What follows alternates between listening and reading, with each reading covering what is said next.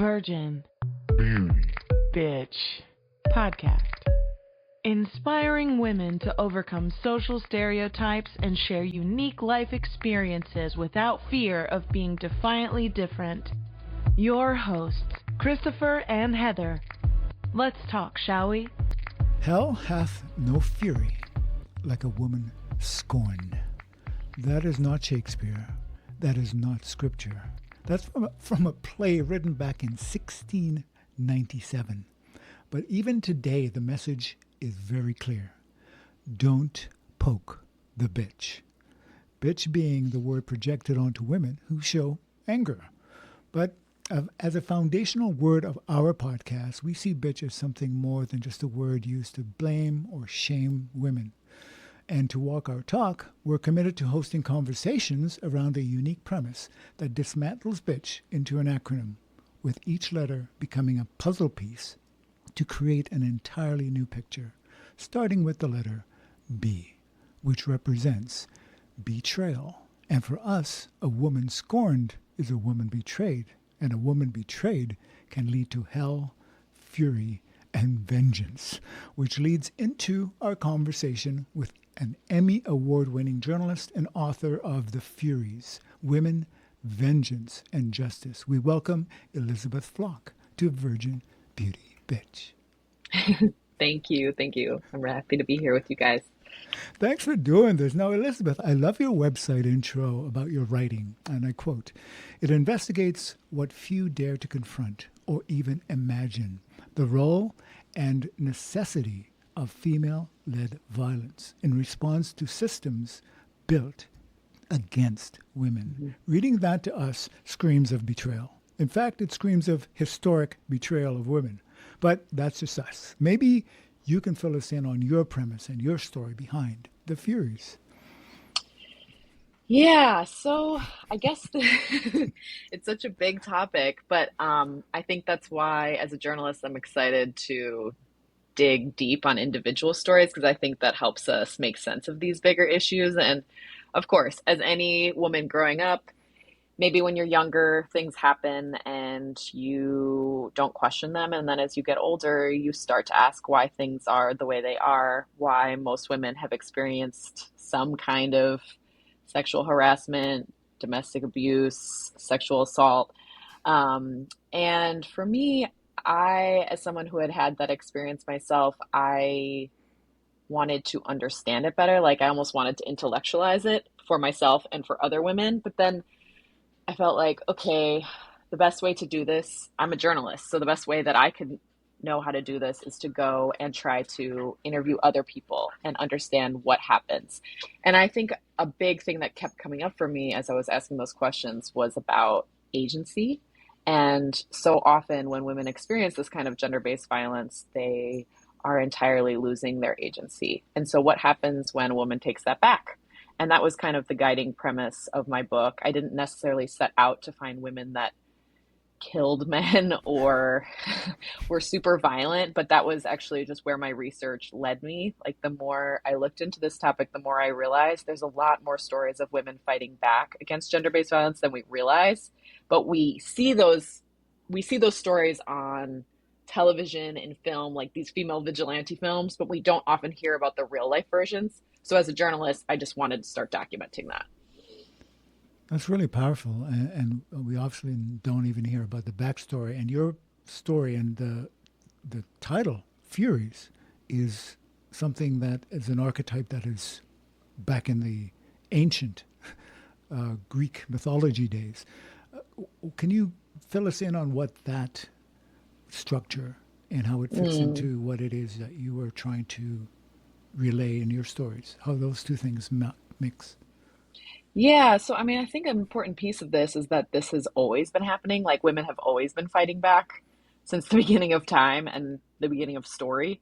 And so I knew from the beginning that I wanted to tell these really current stories about women fighting back against violence with violence today, but to also connect it to those stories in our mythology and in our history. So that title, The Furies, came really late. My editor suggested it because she said, you're chronicling 3 women. Do you know, you know the story of the Furies, right? Who kind of personify female vengeance and retribution and getting even. And would you be interested in calling it the Furies? And I had already titled it something like Conversations with Athena. So I was already thinking about like, these are all women who are kind of personifying Athena in mythology. So I liked that because I felt like it was more active. Like they are the Furies, not just me talking with some version of Athena.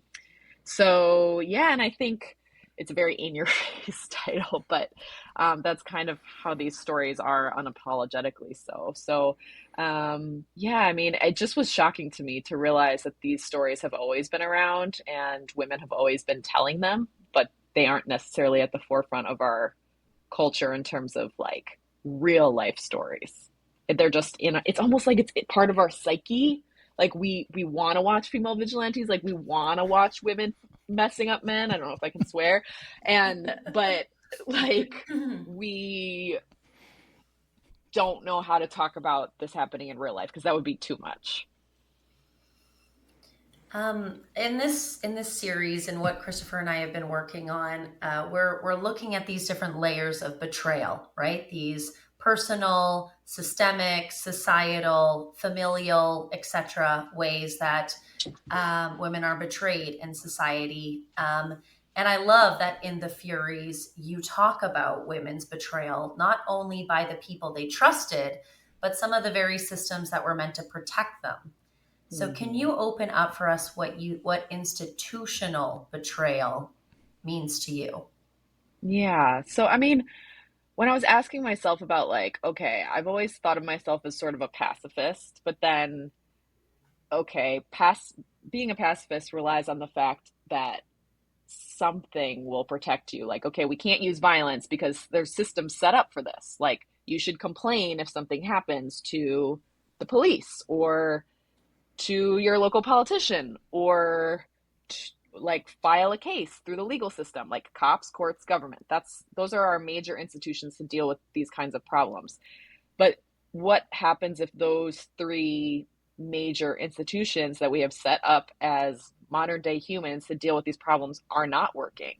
Are you then allowed to use violence? And is that violence considered self defense? Um, and so I think like a lot of the book was about the profound failure of those. And I wanted one of the stories to be in the US because I didn't want people to just externalize that and be like, oh God, her book's about India, where of course like the cops and courts don't work. It's like, no, this is happening everywhere at different levels. And in the US, it's actually just more unseen the way that this is not functioning. So I wanted to show also that in all three of these cases, the women kind of pursued or tried to go through the institutional, like accepted avenues of dealing with this problem, but they failed and then they chose violence. Because then that's the provocative question, like, is it okay that they chose violence? What would you do if the institutions did not work for you? I think that blends so nicely into the other piece of what you've written on. You reported on blind pleas in Alabama, and the phrase itself is a betrayal. So could you walk us through like your using of that word and how the courtroom often, I love what you just said, that we often paint other countries in a certain way, but right here at home in North America, there's certainly a great deal of this happening. Yeah, yeah, exactly. So, oh man, when I was reporting on one of the stories in this book is about Brittany Smith, a woman who killed her rapist in Alabama, and she wasn't able to use the stand your ground law. And as I was reporting on Brittany's case, and how she was trying to use the self-defense law and it wasn't working for her, I also found another case that was even more under the radar of this woman named Devin Gray, who also killed, in this case, her domestic abuser. And she again tried to use stand your ground and it didn't work for her. And ultimately, she took a blind plea, which I had never heard of before. And I've been covering the criminal justice system for like 10 years. And this is also called like a straight or open plea sometimes. And it's basically like the defendant, Devin in this case, who's charged with something, um, says that she's pleading guilty to something, but doesn't know the sentence she's going to get. And it's like most cases end in guilty pleas. Like I know everyone thinks that cases go to trial because that's how we see it in the movies, but in reality, most prosecutors try to get people to agree to guilty pleas, and they do it. And in this case, she agreed to that guilty plea, but she did not know what her sentence was going to be. And to me, that is like an extraordinarily Kafkaesque, messed up part of the criminal legal system, that someone would just plead guilty and not know. Like, there is a range that she knew it was going to be between like 5 and 20 years, but she really didn't know where it was going to fall within that. And she got 15. I think she served 5 because she was on such good behavior. But yeah, I think that that's one of the many ways that these kinds of ways that institutions are betraying us and betraying women is not seen in America. I don't think the vast majority of people have even heard of a blind plea, and it's happening in lots of states. It's just insidious that, I don't know, as far as your morality goes, when you look at it from a moral perspective of your own moral standards, can you justify the action with the crime? How does that work for you? Like, you mean the things that these women are doing? Yeah. Yeah, I mean, I don't think I came away from this with easy answers. I really hoped that I would. And I went through this whole process. Like, I went into it thinking like, wow, I'm just going to be open to all of this and see how I feel about it. Then I went through, wow, I actually think all of these women were really justified. This woman who killed a rapist in Alabama had complained about domestic violence many times. Nothing had happened.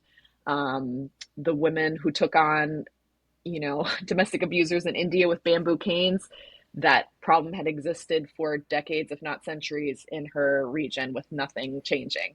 And the police and legal system was not doing much. And then, in Syria, there was like a total failure of government.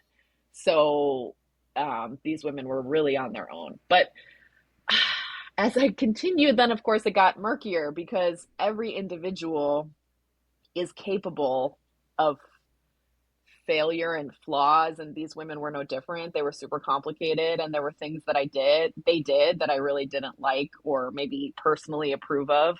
But as a journalist, I felt like it was just important to document them in their complexity. I mean, ultimately, I would say that I felt like the majority of what these women did should have been considered self-defense. And we've agreed as a society that we can be violent in self-defense. But I do think there were some things they did that were not. And I thought that was important to show that and not just glorify them and try to pretend that they were two-dimensional creatures that were absolutely perfect. I think that it touches on something that, a lot of people struggle with, because like you've just said, we've agreed as a society that self-defense is justified. But then the parameters of what constitutes as self-defense seems to get murkier and murkier depending on he said, she said, or she said, depending on what their living situation is like.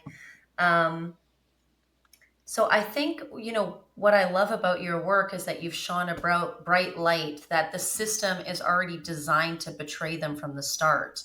And then all of the pieces along the way, when they try to lean on to those systems for some level of protection, I feel like we constantly get a feedback of, oh, well, the police tried this little thing, or some direction was being made, and that this was too far an extreme to kill someone. When I guess my question for you is, when betrayal is baked in, how can I guess I'm struggling with, what does justice really look like? Because sometimes, like you said, when we paint a true two-dimensional picture, we want to elevate these women to a state of course she had the right to do it, but then there's so many more intricacies that you've uncovered. Yeah, I mean, I think the number one thing that I came away with, at least for the US context, is that we need to have trauma-informed police, prosecutors, lawyers, even politicians. I mean, people need to be educated about what these things look like. For example, domestic violence. I talk a lot about in the book about how a woman who kills in self-defense often cannot do so at the exact moment of violence, because if you take an average woman and man, usually that man might weigh more and be larger. And so a woman can't necessarily fight back, and women are more likely to use a gun or a knife, where men use their hands to like strangle someone to death.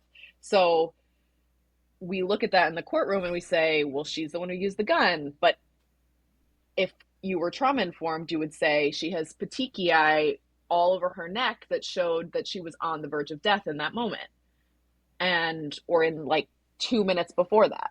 So that at least allows people to see things in the proper context. And if they're not trauma informed, then they just say, oh, she has a couple red dots on her neck, what's the big deal? So you could apply that to hundreds of situations. And so I think it really is about education. And I mean, yeah, a lot of times the people that are doing these jobs just don't understand what they're looking at. They don't know what's right in front of them. So to me, that's a major piece of it, and it is happening more. People are working on this issue. They are doing education around this, and you see the difference. And actually, like with the blind plea podcast, I heard later that the judge that I was talking about on that podcast started treating those cases a little bit differently. And I think he listened to the podcast. I mean, everything helps. Just like talking about, like, sunlight is the best disinfectant. We just need to keep talking about this, like you guys are doing on this podcast. I mean, this word, it's interesting because the word bitch is like a trigger that once you do what you feel justified in doing, you also face this historic backlash of a word that puts you into a category that it's like a dark hole somewhere that you cannot extract yourself from. I think that's part of the issue why women endure so much that they endure, is not getting this public image or this word or this identity applied to them that they have now to live through for the rest of their lives. Yeah. I mean, what do you do with that? I think but it's interesting. I'm glad you guys are focusing on that word, because I think it's important to reclaim language. Even when you said hell hath no fury like a woman scorned, I was like, what is the exact definition of scorn? Because to me, that conjures up the image of a woman being rejected and then being upset that her romantic interest was rejected, which is not what these stories are about. But I think scorn is like a more complicated word. And so language is important, and also like reclaiming, people have slut walks where they talk about sexual violence, and they're reclaiming the word slut. So yeah, but there's a lot of weight to all these words.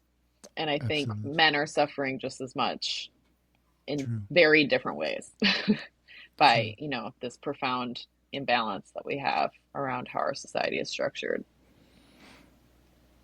And I think you're right about the word scorn, because that piece that basically was a play. It was written in 1697. So I don't think the word had a lot of leeway at that point. I think you're absolutely on point with your assessment of that.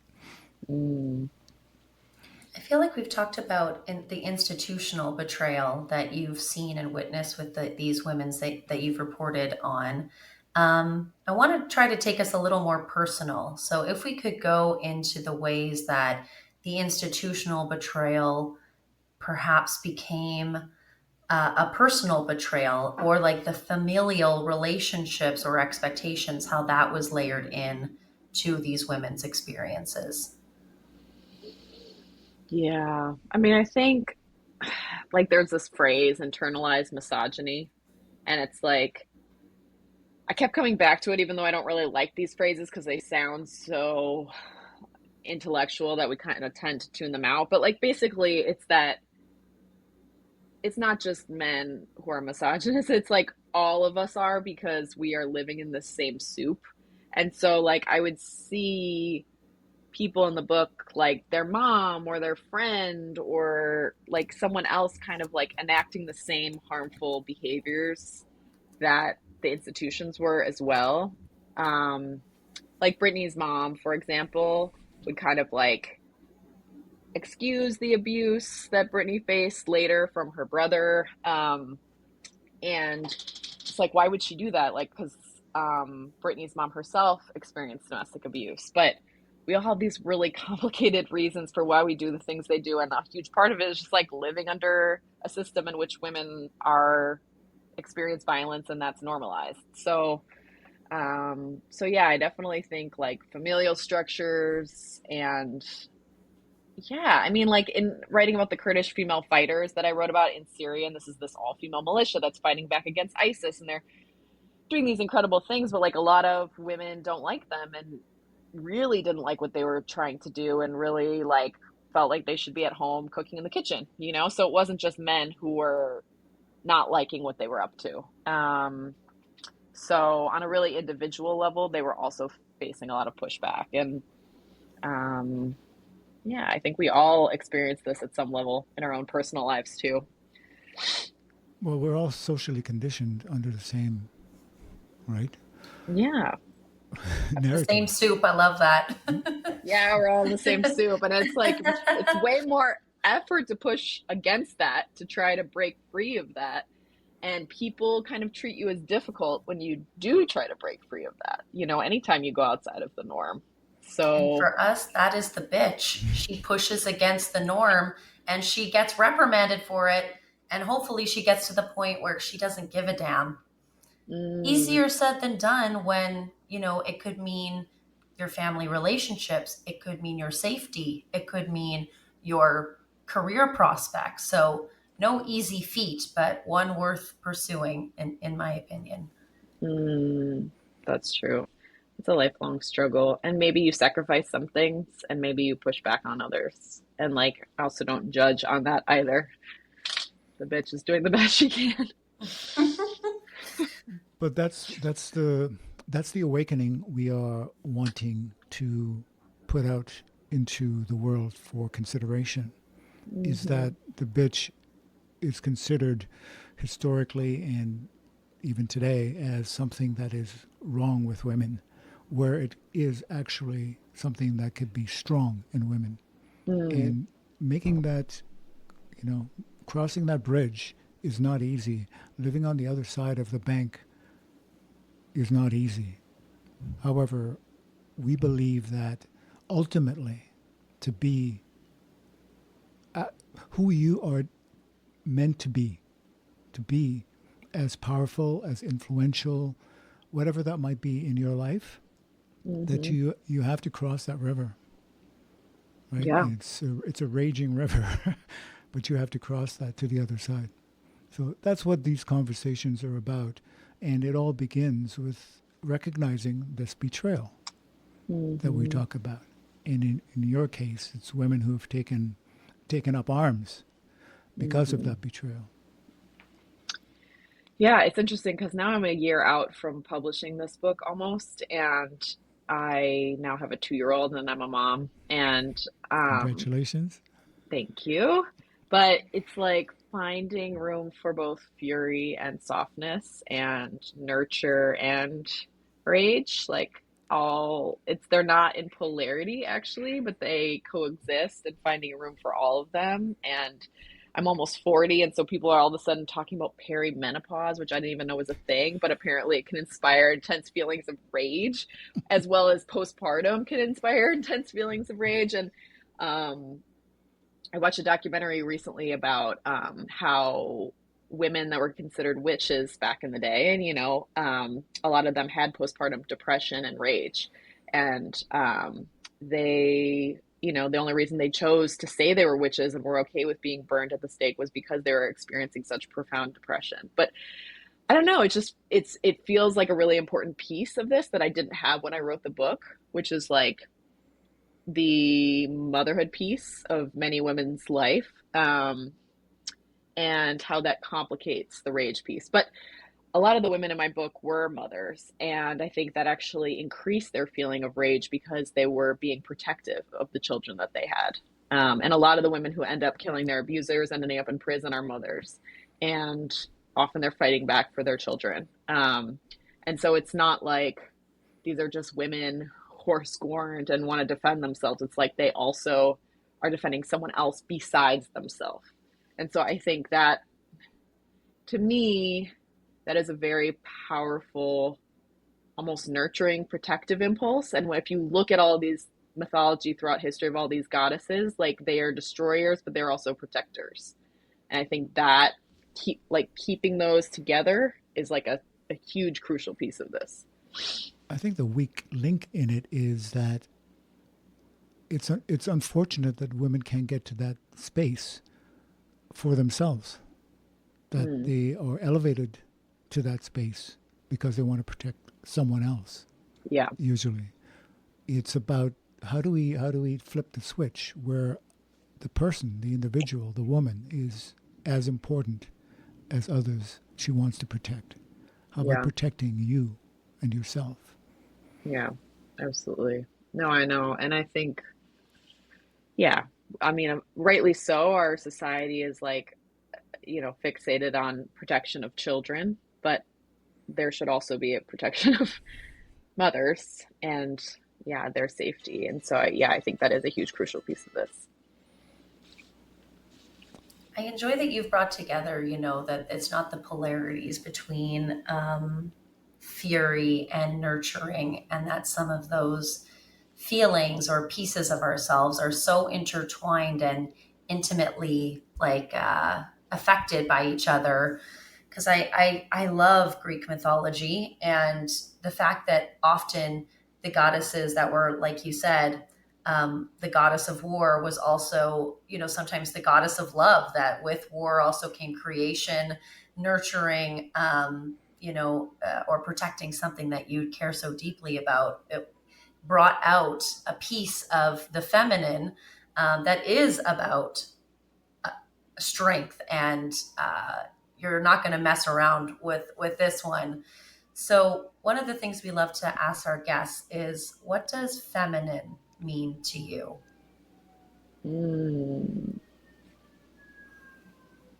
Feminine. Whoo. I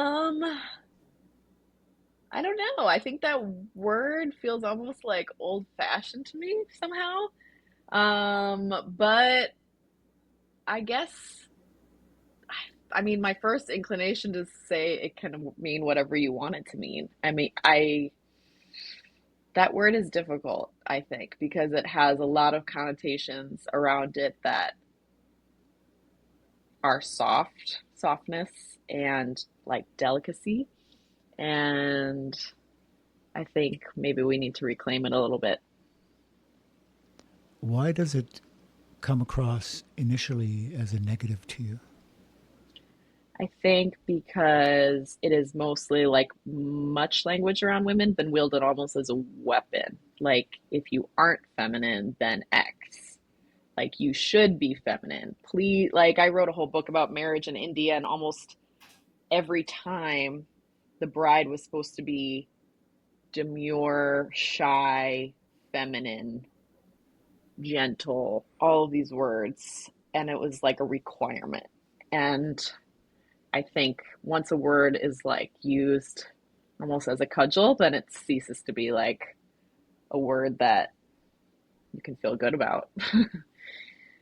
But that doesn't mean it can't. I mean, I have ways that I feel feminine that I feel proud of, but I probably wouldn't call them feminine. I wouldn't use the word because it's been used against so many women.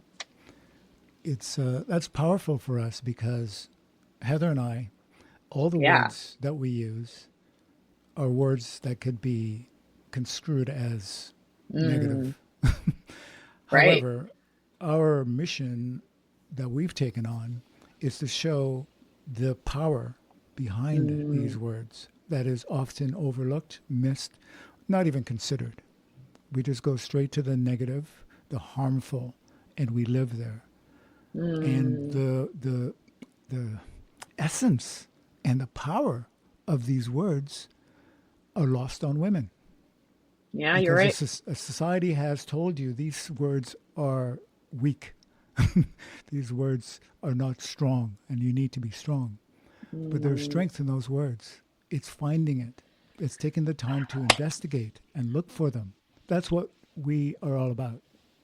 I think feminine is strength. Mm, mm, mm, That's my best answer. mm. The thing is, though, it took a while to come It around to your did. truth, Yeah, I think that shows right? exactly why you guys are doing what you're doing. Exactly. But it's nice to hear the process, right? Because I think your experience of the word when it first hits you, I think that is the commonality, right? Yeah.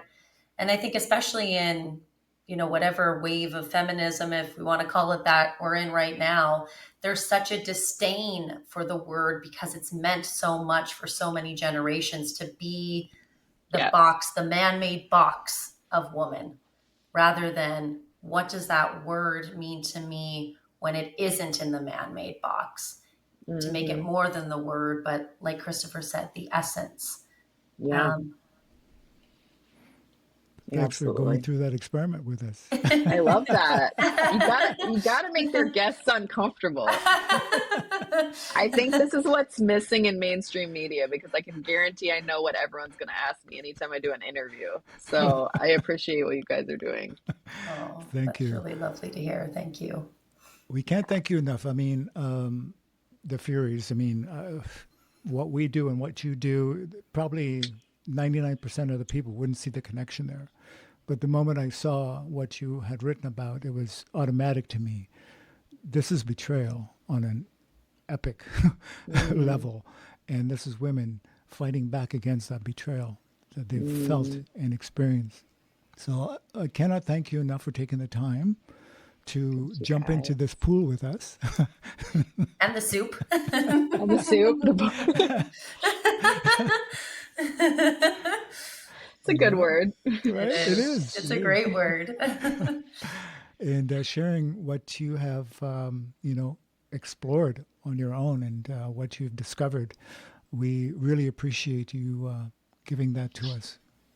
Thank you. I appreciate it. I look forward to hearing all the episodes. Please do, because I think you'll be shocked at, we have 4 different archetypes of the bitch. And I think one of them will shock you quite a lot because it ties into a bit of the conversation we've had as Okay. well. Right? Ooh, I can't wait. Look forward for you seeing that and hearing that. But thank you Okay. so much. Tell us Take about care, your book, where guys. people can reach you or reach your book. Please, the floor is yours. Oh, well, my website is lizflock.com, and you can find the Furies, Women, Vengeance, and Justice pretty much anywhere that books are sold. And I'm working on another book about a female revolutionary biologist in Poland who learned to communicate with animals and her fighting back against the desecration of an ancient primeval forest, one of the last we have left, and everything that's happening in that forest to the present, including an immigration crisis, much like our own. So, still out here, still working. So something easy, right? Amazing. Yeah, it's just simple. Well, at least it's about trees this time, so it's a bit less into the human trauma, riveting as it might be, as Ani DeFranco says. But Fabulous. anyways, take care. Thank you, guys. No, Thank hey. you for joining us. Her name is Elizabeth Flock, and we want to say thank you again. And you have been listening to The Virgin The Beauty. and the Bitch. Find us, like us, share us. Come on back. This conversation on the BITCH continues.